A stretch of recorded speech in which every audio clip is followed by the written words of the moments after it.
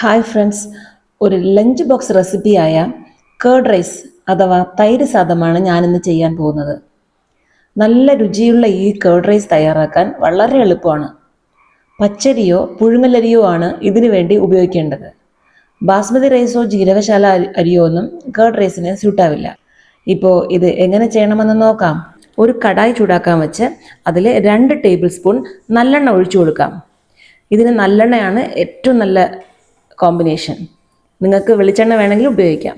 ഇപ്പം എണ്ണ ചൂടാകുമ്പോൾ അതിലേക്ക് 1 സ്പൂൺ കടുക്, 2 സ്പൂൺ കടലപ്പരിപ്പ്,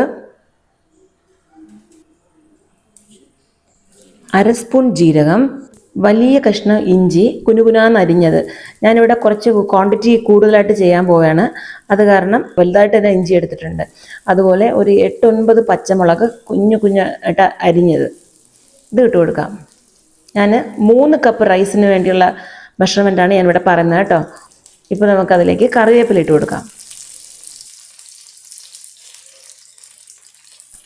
ഇത് ചെറുതായിട്ടൊന്ന് മൂത്ത് വരുമ്പോൾ, അതായത് പച്ചമുളകൊന്നും കരിയാൻ പാടില്ല, ഈ സ്റ്റേജിൽ നമുക്ക് ആവശ്യത്തിന് കായപ്പൊടി ചേർത്ത് കൊടുക്കാം. ഈ കായപ്പൊടിയുടെ ഫ്ലേവറാണ് വെരി വെരി ഇമ്പോർട്ടൻറ്റ്. സോ അത് കുറച്ച് കൂടി തന്നെയാണ് നിൽക്കണം. എനിക്ക് ക്വാണ്ടിറ്റി നിങ്ങൾക്കിപ്പോൾ ഇത് വളരെ കൂടുതലിട്ട പോലെ തോന്നും. എൻ്റെ ചോറിൻ്റെ അളവിനാണ് ഞാൻ ചേർക്കുന്നത്. ഇപ്പോൾ ആവശ്യമായ ഉപ്പിട്ട് കൊടുക്കാം. ഞാൻ ചോറ് വേവിക്കുമ്പോൾ ഉപ്പിട്ട് വേവിച്ചില്ല, സോ ഈ സമയത്ത് ചേർക്കുകയാണ്. നിങ്ങൾക്ക് വേണമെങ്കിൽ ചോറ് വേവിക്കുന്ന സമയത്തും ഉപ്പിട്ട് നന്നായിട്ട് വേവിച്ച്, അതായത് സാധാരണ നമ്മൾ റൈസ് ചെയ്യുന്ന പോലെ അല്ല, ശരിക്കത് നന്നായിട്ട് വേവണം, വെന്തങ്ങ് കുഴയണം. ഇല്ലെങ്കിൽ ചോറ് വാർത്തതിന് ശേഷം ആ ചൂടോടെ തന്നെ മത്ത് കൊണ്ടോ അല്ലെങ്കിൽ ഏതെങ്കിലും തവി കൊണ്ടോ നന്നായിട്ടൊന്ന് അതിനെ ഇളക്കി കൊടുക്കണം. കപ്പ പുഴുങ്ങിനൊക്കെ നമ്മൾ നന്നായിട്ട് ഇളക്കാറില്ലേ, അതുപോലെ നന്നായിട്ട് ഇളക്കി വെക്കണം അരി. ഇപ്പോൾ ഞാനിത് സ്റ്റൗ ഓഫ് ചെയ്യാണ്.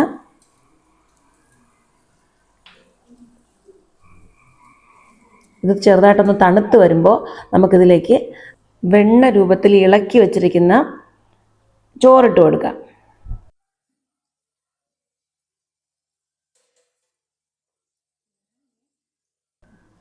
ഞാനിവിടെ പച്ചരിയല്ല എടുത്തിട്ടുള്ളത്, കർണാടക പൊന്നി റൈസാണ്. അതൊരു 3 വിസിൽ വരുമ്പോഴേ നന്നായിട്ടൊന്ന് വെന്ത് കുഴയും. വെള്ളം കുറച്ച് കൂടെ വെച്ച് കൊടുത്താൽ, അത് യൂഷ്വലായിട്ട് വയ്ക്കുന്നതിനേക്കാളും 1 ഗ്ലാസ് വെള്ളം കുറച്ച് കൂടെ വെച്ച് കൊടുത്താൽ നമുക്കിതേ കൺസിസ്റ്റൻസിയിൽ കിട്ടും. അപ്പോൾ ഇത് കറക്റ്റായിട്ട് വെണ്ണ പോലെ ഉണ്ട്. നിങ്ങൾക്ക് തോന്നുന്നുണ്ടോ? കാണുമ്പോഴേ തോന്നുന്നില്ലേ? അപ്പോൾ ഇതിനെ നമുക്ക് നന്നായിട്ടൊന്ന് ഇളക്കി കൊടുക്കാം. ഇപ്പോൾ സ്റ്റൗ ഓഫിലാണ്, അത് ശ്രദ്ധിച്ചോളേ. ആവശ്യമുള്ള സാധനങ്ങളെല്ലാം ഒന്ന് കടുവറുത്തതിന് ശേഷം, കായപ്പൊടി ഇട്ടതിന് ശേഷം നമുക്ക് സ്റ്റൗ ഓഫ് ചെയ്ത് വെച്ചിട്ട് വേണം ചോറിടാൻ. പലരും പല രീതിയിൽ ചെയ്യും. ആദ്യം ചോറിൽ തൈര് ഒഴിച്ചതിന് ശേഷം ഇങ്ങനെ കടുവറുത്ത് ഒഴിക്കാറുണ്ട്. ഇങ്ങനെയും ചെയ്യാം. എനിക്കിത് അടിപൊളിയായിട്ട് വന്നിട്ടുണ്ട്.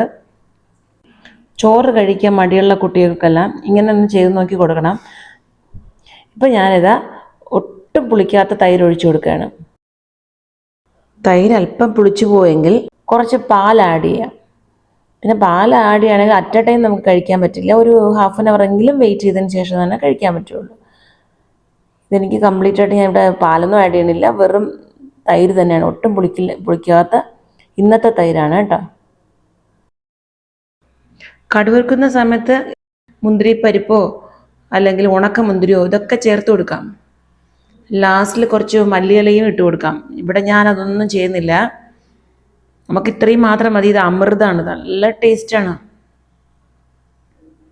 അപ്പോൾ നമ്മുടെ കേർഡ് റൈസ് അഥവാ തൈര് സാദം റെഡി ആയിട്ടുണ്ട്.